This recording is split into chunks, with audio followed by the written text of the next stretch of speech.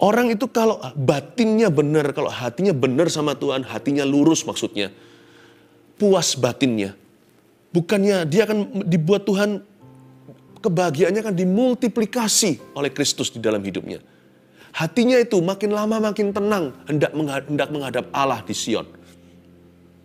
Kalau Anda belum subscribe di channel ini, segera supaya Anda bisa mengikuti terus rema-rema dari Roh Kudus ya. Kita akan mendengarkan firman Tuhan. Saya mau bagikan dari hati Tuhan Yesus kepada kita semuanya. Saya berikan judul.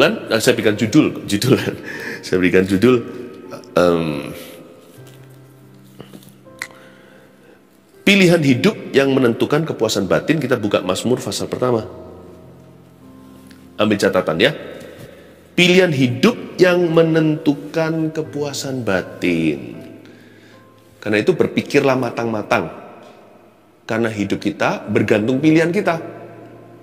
Jangan salah memilih, berabe nanti. Ternyata bukan hanya hidup kita tergantung hati, yang penting hatinya. Hati kita pun tergantung pilihan. Kalau kita pilih untuk marah, hati pasti panas.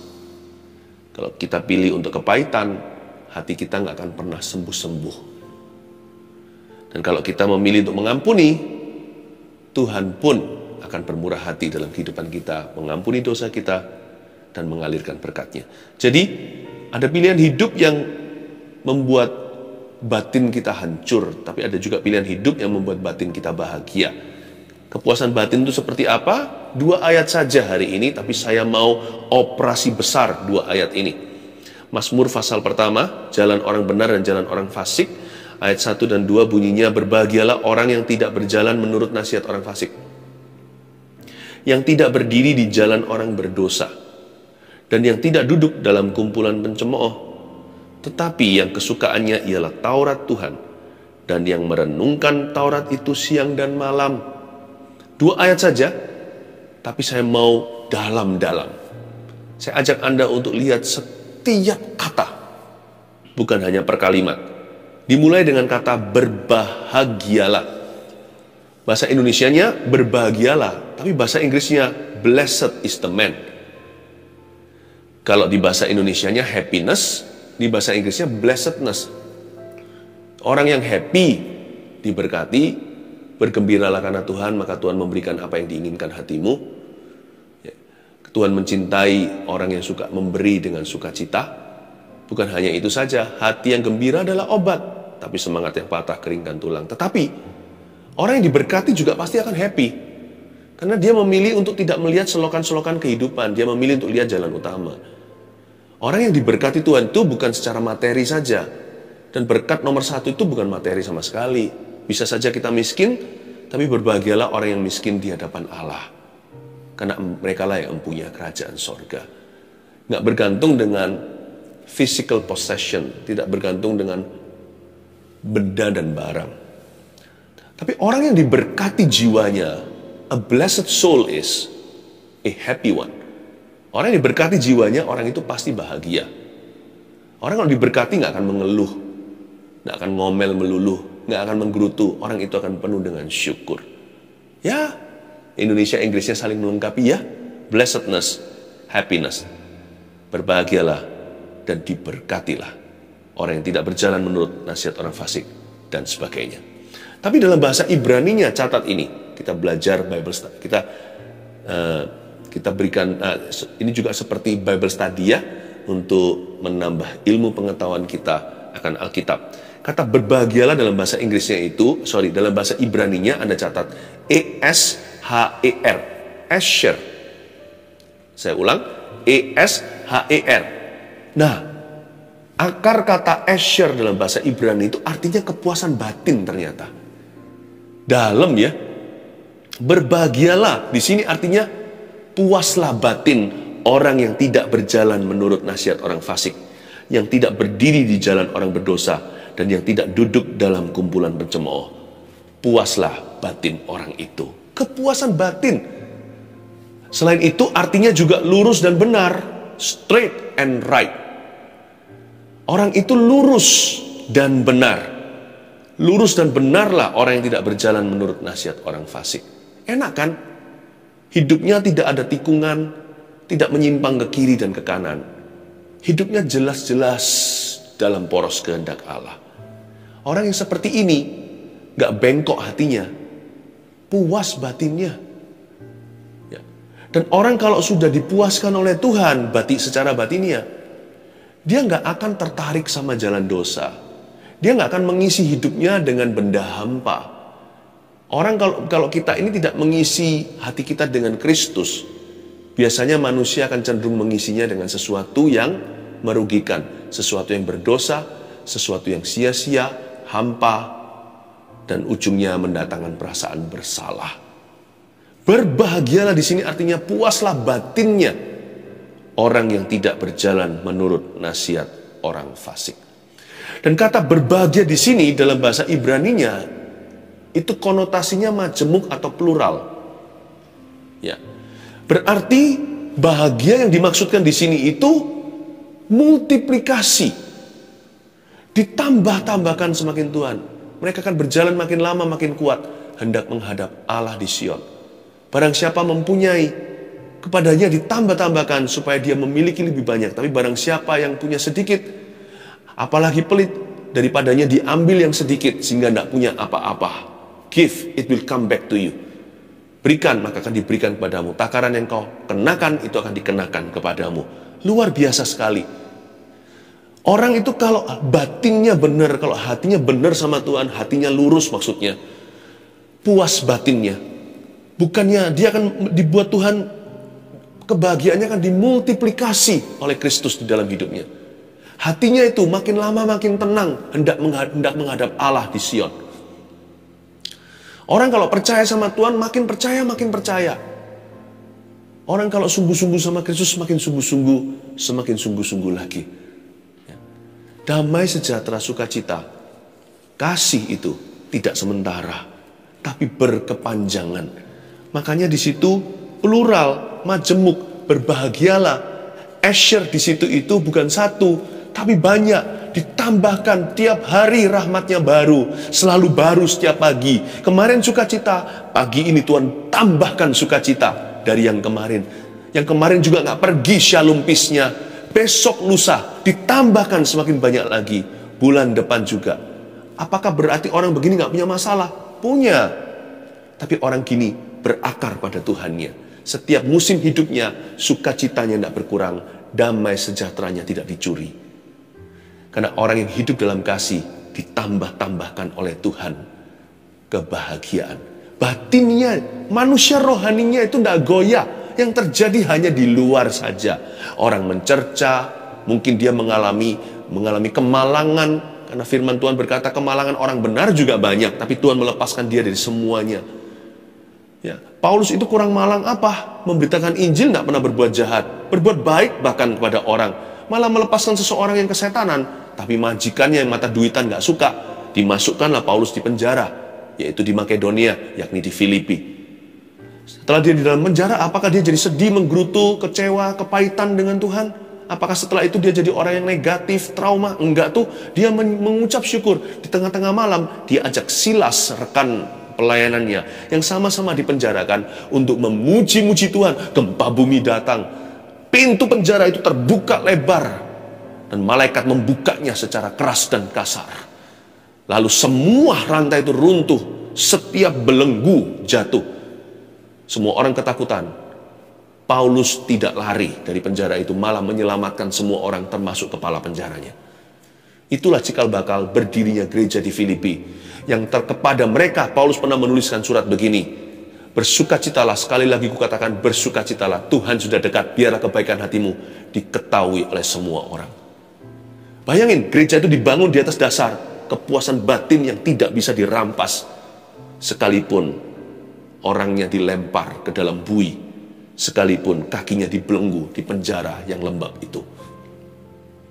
Makanya kepada jemaat Filipi, Paulus berkata, kalian bersukacita aja. Segala musim hidupmu, Tuhan akan membuat batinmu bahagia. Yang menderita kan hanya luarnya, fisiknya. Yang menderita hanyalah telinganya lah, panas, dimaki-maki orang, padahal kita nggak salah. Kalau salah ya evaluasi. Kalau nggak salah, janganlah Anda marah. Karena bahagiamu tidak tergantung dengan luaran. Bahagiamu itu batinia. Disitulah Kristus tinggal, disitulah Roh Kudus bersekutu denganmu. Dan kebahagiaan ini Tuhan sediakan bagi orang yang merenungkan firman Allah. Coba bayangkan. Berbahagialah orang yang tidak berjalan menurut nasihat orang fasik. Ya. Berarti kebahagiaannya itu begitu intensif.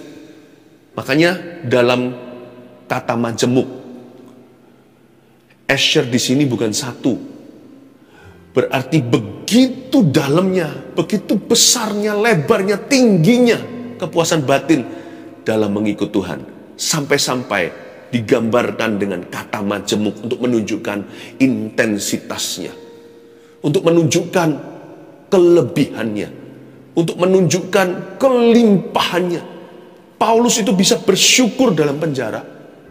Sampai dia menolong orang lain loh yang bebas. Kepala penjara kan tuan di bui itu.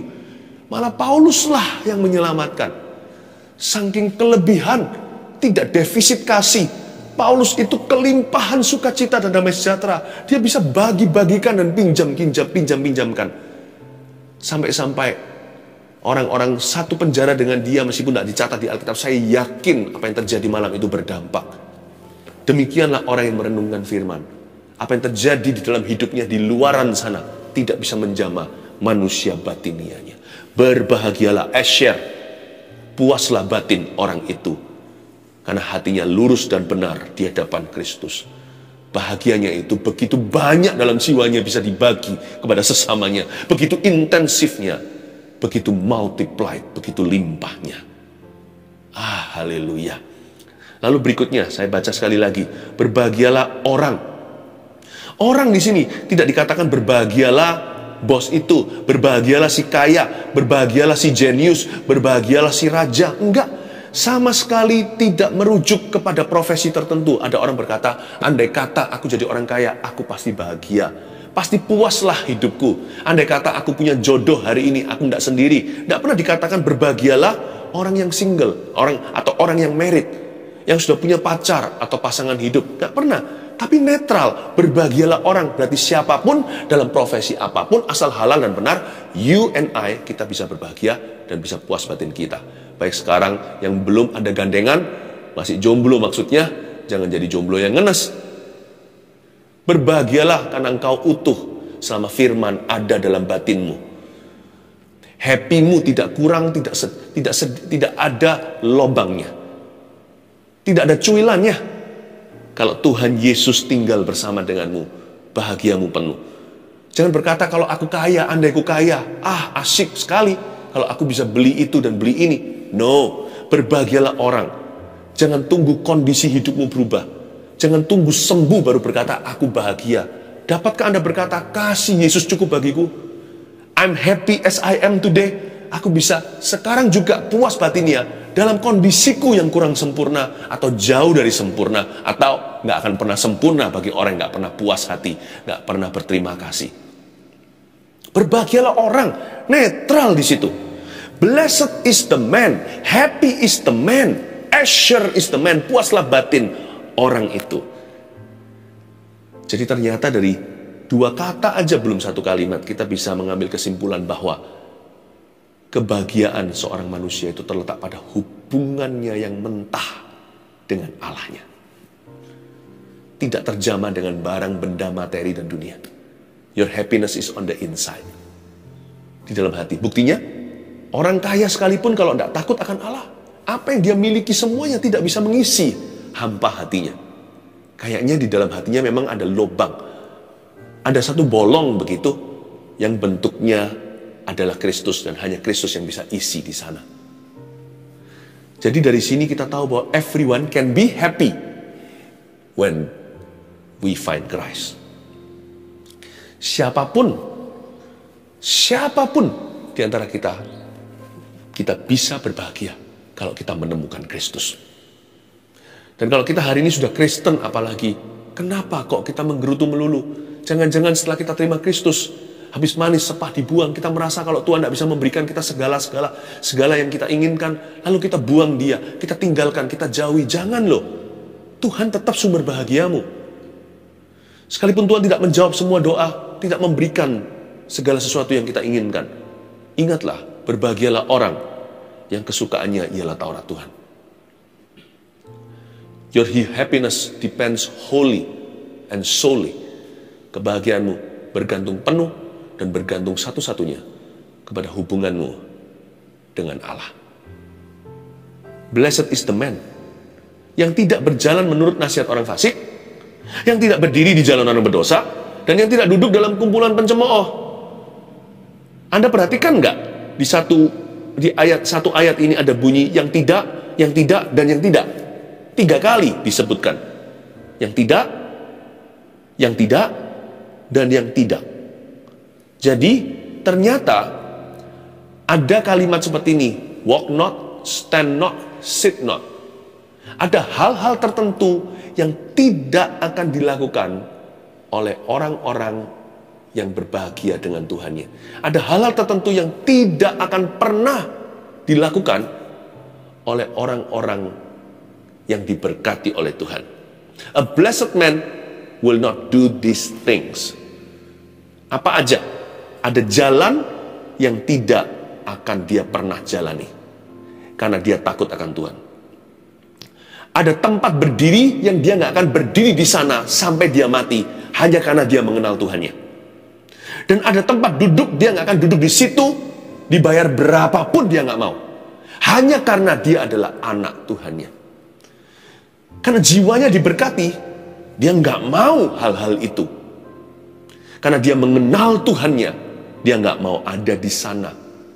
Karena dia merasa puas dengan Tuhan Yesus, dia nggak perlu apa yang dunia bangga-banggakan dan apa yang iblis tawarkan. Yang tidak, dan yang tidak. Sits, walks not, stands not, and sits not. Saya melihat 3 hal ini sebagai sifat orang yang diberkati oleh Tuhan. Kalau Anda diberkati oleh Tuhan, Anda tidak akan mau berjalan menurut nasihat orang fasik. Kalau Anda mengenal Tuhan Yesus, Anda tidak mau berdiri di jalan orang berdosa. Kalau Anda adalah anak Tuhan, Anda tidak mau duduk dalam kumpulan pencemooh. Pasti nggak tahan.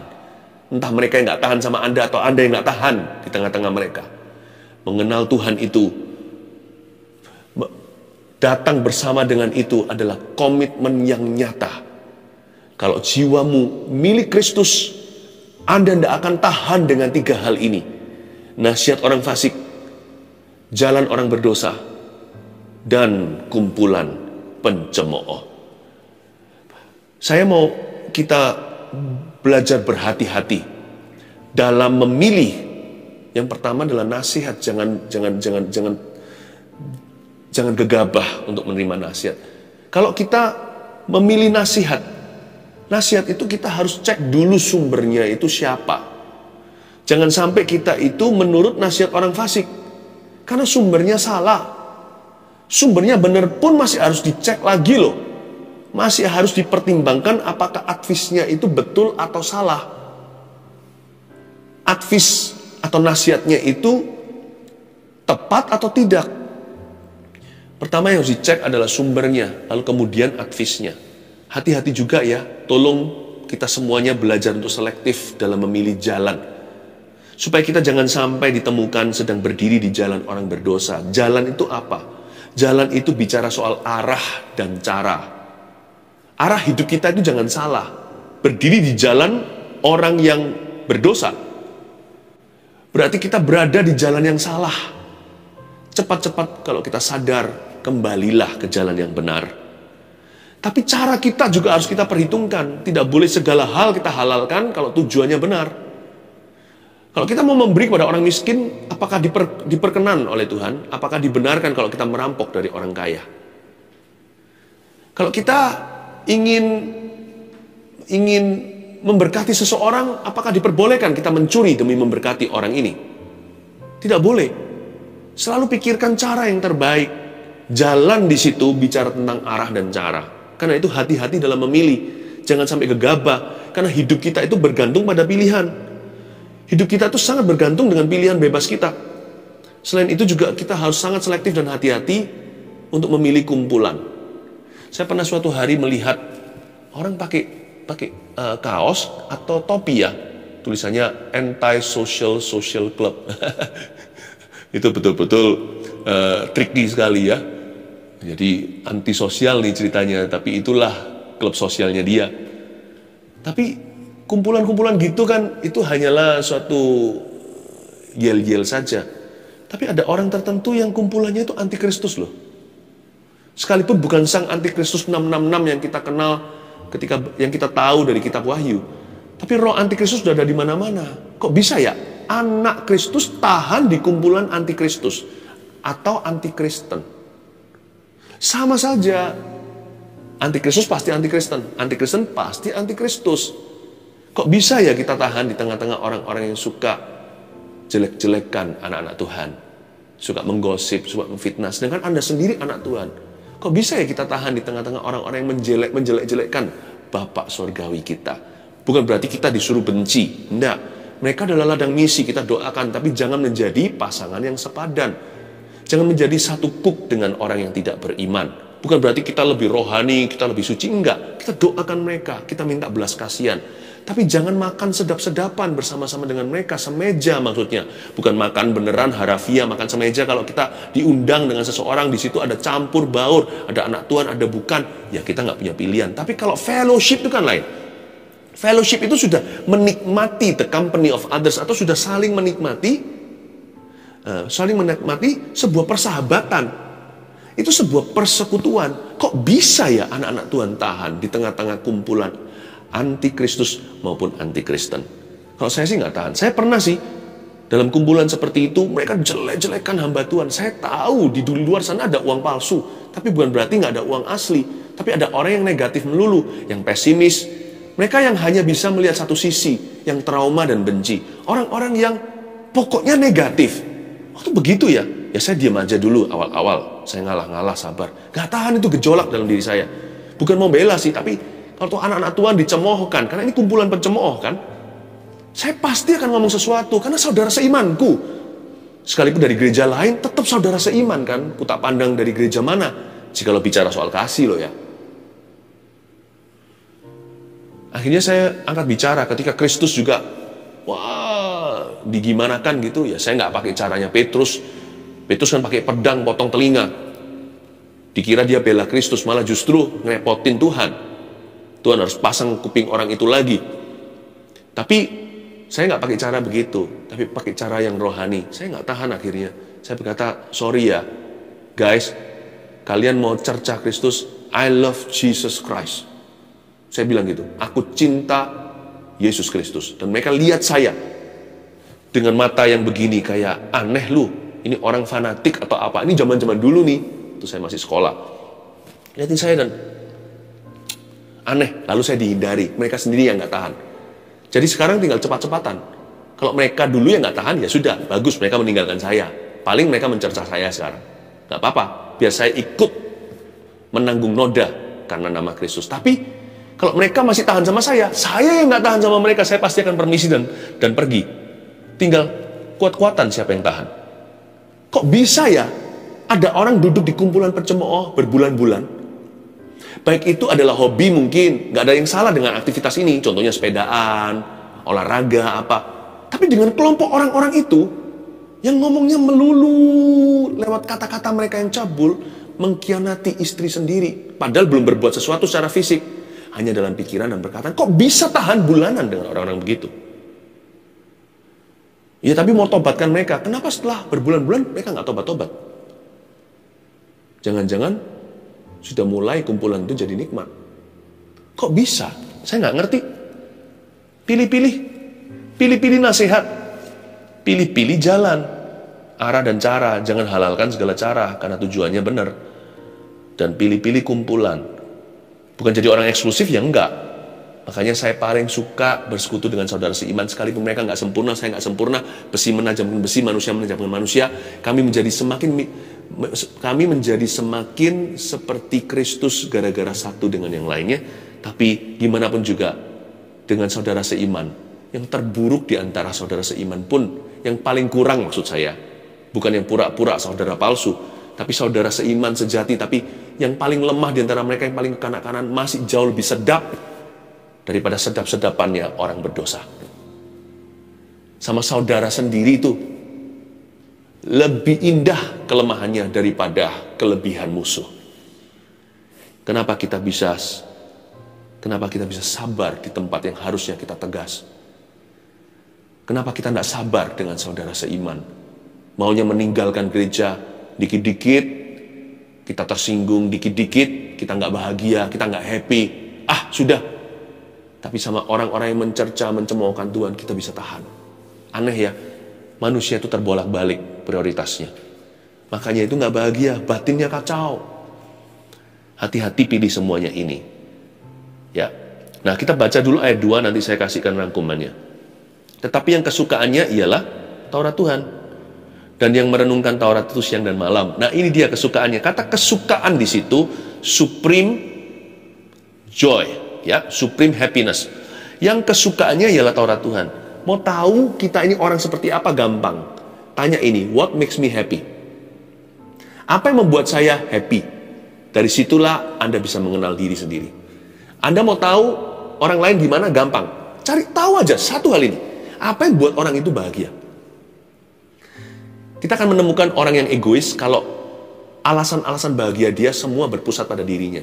Aku happy kalau kamu layani aku. Bahkan dalam pernikahan pun tidak sedikit yang menghancurkan pernikahannya dengan attitude seperti ini. Sang istri pokoknya harus layani semua kemauan suami. Ya kan? Kenapa? Tidak masa itu, masa ini, dikritik kanan kiri, pokoknya nggak pernah bagus deh, pokoknya nggak pernah betul. Atau sang istri yang selalu menuntut suaminya, kok nggak seperti suami tetangga, kaya, berhasil, mapan, ini itu, terus tuding, terus tunjuk. Suami seolah-olah suatu objek untuk membahagiakan, memuaskan, dan membanggakan dia. Kalau seperti ini, hancur deh pernikahannya. Kalau nggak mau berubah. What makes you happy today? Apa yang membuat Anda bahagia? Coba tanya itu sendiri. Tapi orang ini, pemazmur berkata, dia paling happy sama firman Tuhan. Kalau Tuhan dan firman-Nya menjadi bahagiamu yang tertinggi, selain itu, sampai-sampai juga menjadi kesenangan seperti hobi. Kalau Anda temukan orang seperti ini, segera nikahi. Begitu ceritanya. Kalau memang sudah waktunya menikah. Kalau Anda mau cari pasangan hidup ya, pacar dan sebagainya, dari teman, dari antara teman-teman yang begitu banyak, cari orang yang jadikan Tuhan itu supreme joy-nya, atau jadikan dia bahagianya tertinggi. Bahkan Tuhan itu jadi kesenangan, bahkan seperti hobi. Suka dengarkan firman, suka ke gereja, suka pelayanan. Udah, asal orang itu asal orang itu juga tanggung jawab dengan kehidupannya, udah gak usah lagi menoleh ke kiri kanan. Marry him. Or marry her. Hire him. Kalau Anda mencari staf karyawan, rekrut orang itu. Kalau Tuhan jadi supreme joy atau kebahagiaannya tertinggi, berarti orang itu tidak akan steal from your money. Karena uang tidak bisa membuat dia bahagia. Dia nggak akan mencuri dari keuangan Anda. Sekalipun tetap ada sistem untuk menjaga, Anda bisa separuh sudah lebih tenang. Hire him. Ya. Dan kalau Anda melihat seorang tuan majikan yang seperti itu, kerjalah di bawahnya. Saya yakin masa sejahtera dan damai sejahtera akan tiba dalam karirmu di bawah orang-orang begitu. Itu maksudnya. Yang supreme joy, supreme happiness atau kebahagiaan tertingginya ialah Taurat Tuhan, dan yang merenungkan Taurat itu siang dan malam. Baca Alkitab itu nggak usah banyak-banyak, 2 kali sehari aja. AM PM maksudnya, siang dan malam direnungkan seharian. Tuhan itu tidak lagi menjadi paksaan buat saya. Kalau saya senang sesuatu, saya nggak usah dipaksa. Seperti anak muda mau main game online atau apa tuh yang hari-hari ini buat kecanduan, nggak usah disuruh. Bahkan mereka rela nggak tidur, nggak makan. Bukan hanya AM PM, seterusnya tidak ada breaknya. Kalau Tuhan menjadi kesenangan, udah nggak dihitung lagi. Saya baca Alkitab berapa banyak? Karena pasti banyak. Menyembah berapa lama? Saya pasti lama. Itu dia yang menjadikan Tuhan kesukaannya, yang merenungkan Taurat itu siang dan malam. Ya, kalau kita seperti ini, jalan kita arahnya benar. Sebab kalau enggak ya arah kita salah. Itu sin is also progresif. Tidak ada orang jatuh semalam, itu enggak ada. Dia progresif sih, progresif. Pertama-tama dia mulai menuruti nasihat orang fasik. Mulai dia entertain di idea, mulai dia pikirkan. Lalu mulai dia berdiri di jalan orang berdosa. Arahnya mulai salah, pasti arahnya mulai salah. Selingkuh contohnya. Dia nggak tiba-tiba perselingkuhan terjadi, itu enggak. Itu pasti terjadinya dari sisi kiri dan kanan, dari depan belakang. Begini maksud saya. Pasti terjadi erosi perlahan-lahan sampai dia duduk dalam kumpulan pencemooh, terjadi agreement, atau terjadi persahabatan, atau terjadi persetujuan. Pasti dari sisi sini, ada sorokan yang tersembunyi di antara pasangan sejoli, di antara suami istri. Pasti ada sorokan tersembunyi, pasti ada yang namanya penurunan drastis dalam ketransparanan. Handphonenya atau apa tertentu tidak boleh dibuka. Pasti ada begitunya. Lalu di sebelah sana pasti ada growing attraction atau daya tarik yang semakin menjadi-jadi dan semakin mengkristal. Nggak mungkin dia berani jikalau tidak disambut sebelah tangan. Jikalau tidak disambut dengan tangan di sebelah sana, tidak mungkin orang itu berani. Karena dia takut dilaporkan polisi. Kecuali kalau sudah terjadi sebuah tindakan, tatapan, perkataan, chatting, sudah ada suatu saut-sautan, sudah ada saling lempar-lemparan tanda, sudah ada deal-deal kecil terjadi. Sin is progressive. Makanya itu, kalau kita memulai dengan kesukaan kita ialah Taurat Tuhan dan merenungkannya siang dan malam menjadi lifestyle, arah kita tidak akan ke dosa. Arah kita pasti ke arah firman Tuhan. 1, 2, 3 dengan ini saya selesai. Catat. Pilihan hidup apa yang menentukan kepuasan batin? 1, pilihlah nasihat yang benar dari orang benar. Nomor 1. Pilihlah nasihat yang benar dari orang benar. Dua-dua harus benar loh ya. Kalau saya mendapatkan nasihat yang benar dari orang yang salah, saya akan taruh curiga. Tapi kalau saya dapatkan nasihat yang salah dari orang benar, gimana? Berarti orang benar itu sudah jadi mantan orang benar. Hari itu dia memberi saya nasihat yang salah, dia sudah menjadi orang yang salah sejak hari itu. Kalau ada orang benar sepanjang hidupnya reputasinya bersih lalu berkata kepada kita, berzinahlah. Dikit-dikit udah ceraikan aja itu. Cari istri lain dan sebagainya. Berarti orang itu pernah jadi orang benar. Hari itu dia memberimu nasihat yang salah. Tolaklah nasihatnya sekalipun dia adalah orang benar selama ini. Tapi hari itu dia salah di depanmu. Karena itu saya ulang lagi. Pilihan hidup yang menentukan kepuasan batin yang menguntungkan kita. Yang pertama adalah pilihlah nasihat yang benar dari orang benar. Dua-dua harus benar. Dan kalau kita lah penasihatnya, kita harus tetap jadi orang benar dan memberi nasihat yang benar. Katakan amin. Yang kedua, pilihlah jalan yang terbaik atau minimal yang lebih baik dalam setiap perkara. Tanya pada dirimu sendiri kalau kita menghadapi sesuatu. What would Jesus do? Dalam situasi ini, apa yang Yesus akan lakukan ya? Kalau situasi ini sesuatu yang sama sekali tidak cocok dengan konteks Yesus, contohnya Anda pacaran nih, nggak bisa berkata what would Jesus do kan? Anda bisa berkata what would Paul do? What would Peter do? What would John do? Kira-kira Rasul Paulus akan lakukan apa dalam hal ini? Kira-kira Yohanes akan lakukan apa? Kira-kira Petrus akan lakukan apa? Karena Petrus menikah. Selalu tanya, apakah ada cara yang lebih baik nggak ya? Atau ini cara satu-satunya? Apakah jalan kompromi itu tidak bisa ditawar? Apakah saya terpaksa harus kompromi hari ini? Oh, jangan ada kata terpaksa. Selalu ada jalan. Karena Yesus adalah jalan. Dia adalah kebenaran. Yang terakhir, pilihlah kumpulan yang membangun dan yang takut akan Tuhan. Pilihlah yang konstruktif, bukan yang destruktif. Pilihlah yang positif. Dan kalau Anda tidak menemukan orang seperti itu, jadilah kumpulan yang begitu. Anda yang begitu sama orang lain. Jadilah pengaruh yang konstruktif. Jadilah pengaruh yang takut akan Tuhan. Supaya orang lain di dalam dirimu menemukan kumpulan yang membahagiakan. God bless you. 1 Petrus 4 ayat 7. Kesudahan segala sesuatu sudah dekat. Karena itu, kuasailah dirimu dan jadilah tenang, supaya kamu dapat berdoa. Saudara yang terkasih, terima kasih telah mendengarkan firman Tuhan hari ini. Jangan lupa untuk dukung terus channel ini dengan cara subscribe, like, share, dan juga komen. Agar saudara kita yang lain juga boleh terberkati. Tuhan Yesus memberkati kita.